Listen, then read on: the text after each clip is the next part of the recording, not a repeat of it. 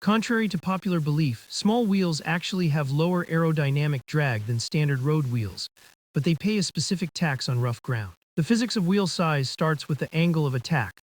A 16-inch wheel strikes a standard 2 cm road bump at a significantly steeper angle than a 700C wheel. This forces the small wheel to move up and back more violently, creating higher mechanical resistance. However, large wheels suffer from higher rotational mass. Small wheels have lower moments of inertia, meaning they require less energy to spin up. This makes them mechanically superior for stop-and-go riding, even if they hold momentum poorly. So what is the actual speed penalty?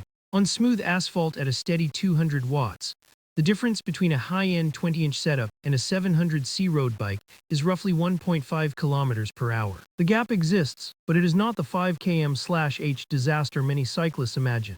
The gap narrows further with 2026 tire technology. Using a high TPI tire like the Schwalbe Pro 1 TLE, and a 20-inch size reduces hysteresis loss significantly. Tire casing quality matters far more here than wheel diameter. In dense urban environments, the math flips. Because you are constantly braking and accelerating, the lower inertia of small wheels saves energy. A Brompton T-Line is actually more efficient than a road bike if you stop every 400 meters. Here is your buying decision framework. If you ride mixed terrain or sustain speeds over 25 km/h, stick to 700C. If your average speed is under 20 km/h with frequent stops, small wheels offer a genuine mechanical advantage. Choose diameter for momentum, choose small wheels for acceleration.